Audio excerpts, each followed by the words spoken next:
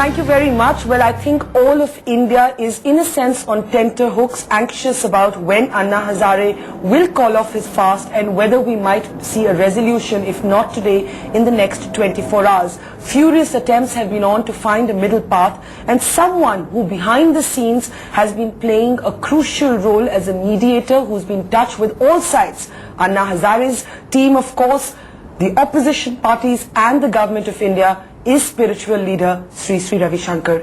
We thank you very much, Guruji, for making your time in the middle of such a hectic effort that you've been busy with. I must start by asking you, because you're somebody who's been at the Ram Lila Maidan, you've been meeting Anna Hazare ji almost every single day.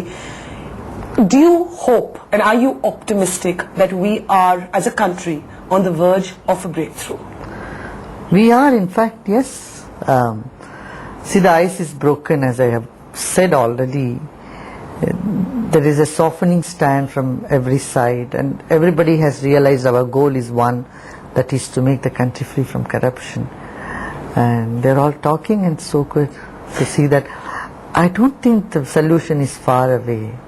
When there is a little give and take and understanding and better communication, we can overcome any crisis. Now you're smiling, but the government is not smiling today. It's very anxious, and one of the reasons it's anxious is because despite the many rounds of talks now, there are still some sticking points, there are still some differences, and there is also mounting concern about Anna Hazare's health. Correct. Now, what do we do in such a situation? The government is suggesting Anna Hazare should call off his fast, and then the remaining days should be used to iron out the differences. What would you advise Team Anna to do at this point? No, when the basic differences have been through, then of course this is the same opinion with everybody. When Anna's team want the fast to end and then the agreement to come as soon as possible. As on the 6th day or 7th day, there was no hope. There was such a confusion. But now things have developed so much, and it's good. We feel good. Everybody is happy. Both sides are happy. Yesterday, especially, Anna's health was very, very anxious. It's of great concern for everybody. And today he's better. He's cheerful. He's speaking. It's better. Would you advise Anna Hazare to give up his fast today in the circumstances of the talks having begun between both sides? When some basic demands of his are being met, I mean it's going to be met anyway, I think he will consider that. You think he will consider that? I can't speak for him, but what would you want to see him doing? Would you want to see him, as someone who's been a founder member of the India Against Corruption movement, you've been part of this from the beginning, would you want him to be I want him to be healthy and the trust to be rebuilt. The basic issue is lack of trust on every side. Everybody is doubting everyone else. I want the trust to be rebuilt again, and the resolution come immediately as soon as possible. Do you think the government has done enough to build that trust? I can't speak that because the team will give you all the picture, because they are talking to them. Tell us a little bit. Arvind and others are talking to them. But tell us a little bit about your mediatory efforts. How did you get involved? We know that you've been in touch with all sides. My role is very insignificant. It's small. That's modest, typically modest of you. But more seriously, when talks had broken down, when nobody was talking to anybody, we know that you were meeting all the sides involved. Yeah, I see in the beginning the idea was, because we went so many times to the government should come to the Maidan and talk, and so there was a sort of deadlock. Then we discussed, and then we moved in the right direction. Sriji, you have said, you have intervened in the past when Baba Ramdev's episode also happened. You have often said, when conflicts come, you like to resolve them. Well, it's my nature, I just jump in at that moment. But you're not fasting, because you have often said that you believe that that is not necessarily the best way to protest. Yeah, of course it's one of the way, but not necessarily the only way. It's not your way to make a statement, is it? I won't choose it at this moment. I don't know in the future. Yeah. Guruji, the critics and those who are concerned about what's happening to our country today are saying that while we all want a strong anti-corruption bill, we also want the institutions of democracy like Parliament to not be undermined. And if we do this in a mad rush without proper discussion, with so much hostility between all sides, where people say sab neta chor hai, if that becomes our mindset, we will be undermining our democracy. How do you address this concern? No, the generalization of any statement is dangerous. We can't say everybody is a chore. सब कोई चोर हो नहीं सकता. ऐसे कह देना गलत होगा. Generalization and eternalization of the problems are detrimental to the social health. And are you worried that a little bit of that is happening now? You know, one good thing about this particular agitation was there was no violence so far. Yeah. No violence of any sort anywhere. It's been Even extraordinarily peaceful, yeah. And Delhi, they have said that crime rate has come down 30% in this last Because week. everybody's at Ram Lila Maidan, maybe. No, but No, this, you know, this whole phenomenon is something stupendous.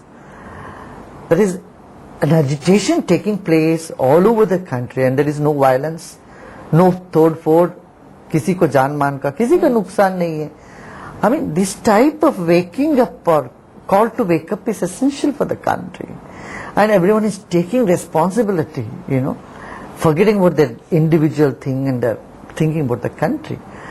At the same time, I wouldn't say that, you know, target some people and say you are all bad and without having proper evidence about their being a chore or not.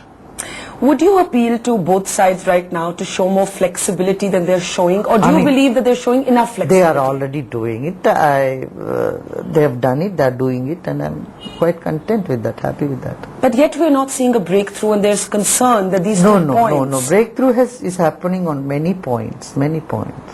When do you say that we will see Anna Hazare sipping that glass of juice or that glass of water? I wish very soon. When do you imagine it would be? Because we know you're on the inside track of this.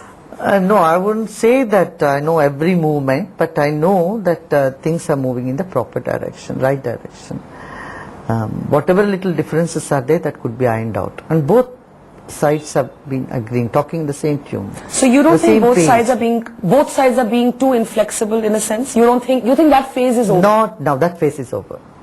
But even today, for example, the 2 points that the Lokpal should be a national bill that covers of everything from a village to a city, as Anna Hazare said, the government says no, this is giving one body too much power. The other key difference is whether the Lokpal should cover the lower bureaucracy, cover everybody from a PM to a Prime Minister. The government says no, the states can come up with their own anti-corruption watchdogs. Sriji, what do you think? See, there are a lot of technicalities it is involved. Our main aim is to see that there is no corruption in the lower level and the upper level as well. Yeah. We want both this. Unless you tackle this both, it will be an ineffective bill. You know, on lower level you allow corruption to happen, upper level you don't. You know, money anywhere will anywhere come to another side too. So it has to be handled both. And the technical details, how many people you put, whether you make it separate, those things are left to the experts. I'm not in any way competent to talk about it. But what makes you optimistic? Because the talks are still stuck on these two issues as of now. No, the developments and the way it's going with the cordial atmosphere, and it's very good. Do you feel the opposition whom you've been meeting has also played a constructive role, and what would be your appeal to them? You've been meeting all leaders. that you will come to know today, tomorrow, you know, when the thing is placed in the parliament, then you will see that how the opposition and the ruling parties, everybody will behave. Some critics have said that too many spiritual leaders are involved in this movement, and people like Aruna... Not too many, but because of my involvement. No, Baba Ramdev's role was questioned earlier. You were named by people like Aruna Roy, but she was at the Ram Lila Maidan today. So how do you respond to this criticism that those who are spiritual should not embrace political issues? Listen, Barka, people on that advisory council or anyone who is educated, I feel they should be free from prejudice. Prejudice does not indicate the sign of a civilized society of any type, about race, religion or culture, or because somebody is in a different dress, or you know, I may be a spiritual leader, but I'm also an Indian citizen. As a citizen of India, I have every right to participate something that is of national interest. Right? So you cannot say that because your name is so and so, or you are religious or spiritual, because of their association I can't be there. That shows a lot of prejudice. Okay, then why your name indicates a particular religion? Then you should have a Madam Choo Choo as your name. See, because by the name you are known, either you are you indicate a particular religion. So, if what I teach, the yoga or meditation, breathing, has a basis on Hindu philosophy, what is wrong in it? Secularism doesn't mean that you should discard your foundation, your culture, your tradition, your religion. But your philosophy is quite different from, let's say, a Baba Ramdev's. And when the first agitation happened, there were concerns about someone like a Sadhvi Ritambara on stage. And, you're not associated with that kind of philosophy, but people were concerned. In fact, this is a very interesting collection of people in this movement, because all of you seem to have nothing ideologically in common in many ways. Yeah, that's what I'm saying. When the cause is great and common and essential for the country, we should embrace people from all different walks of life.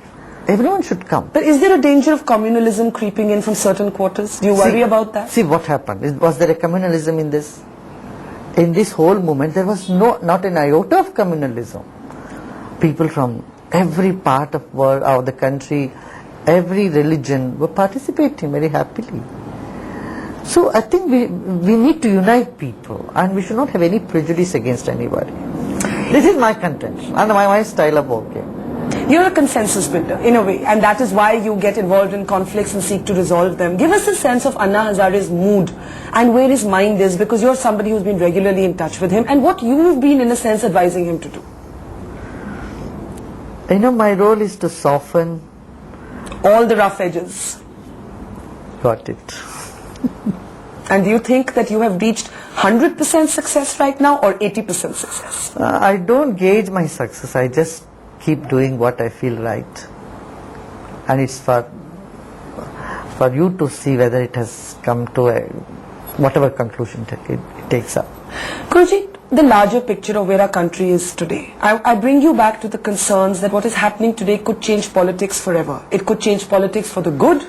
And it could also, some people are concerned that now every time someone wants to bring in a legislation, people will go on a fast. And what will happen to the institutions of parliament? How do you address these concerns? No, this is a genuine concern. This is a genuine concern, But today, because of so many scams that has come up in the country, the mood of the people was the anger in the mood, that has played a vital role in this particular thing. But one good thing is, when people are angry that way, they usually go on rampage. That was not happening here. That was safeguarded. The people were संयम के साथ रहने लगे. अपने गुस्से को दिखाने में भी लोगों ने एक decency बर्ताव किया. This is really historic in that sense. But as I say, we should never undermine the parliament, the supremacy of our parliament and democracy and law of the land and courts. We should always follow that. That's my contention. I'm not one who break the rules, tod phod karo, ye nahi. But raise your voice whenever you feel that is not justice. One of the most emotive issues around the Lokpal has been the inclusion of the Prime Minister within its ambit, and I think we're going to see that happening. Have you personally had a chance to speak with the Prime Minister? And what would you say to him today? What would your appeal be to him, as we are on the verge, as you said, of a breakthrough, but not quite there? Prime Minister has already had so many appeals. I would not put one more. But your appeal would make a difference. One more to it. He is inundated with so many requests, appeals, ideas, suggestions. So I only pray and wish everything falls in line very quickly and we find a resolution for this. And I'm also very concerned about Anna's health, if it continues for another few more days, he may have to be really hospitalized. So I hope that stage we don't get into. You know, there were some concerns last night, in fact, because the doctors were advising hospitalization and the Delhi police was considering doing it forcibly. Are you worried that it might come to that situation? I wish it doesn't do that way. It doesn't go that way. Do you think we'll see a resolution in the next couple of days, you think? I'm so optimistic about it. Which means before that? Let me ask you a little bit about yourself and your association with this as we end. How did you, as I said, it's a very interesting motley crew, as they say, a very different assorted group of people. How did you get involved in India Against Corruption? And why did you decide to put your weight behind it? You know, I've been talking about this all along. I say corruption begins where a sense of belongingness ends. And all I talk is about creating a sense of belongingness. Sense of belongingness with everybody. And that is the core point of spirituality.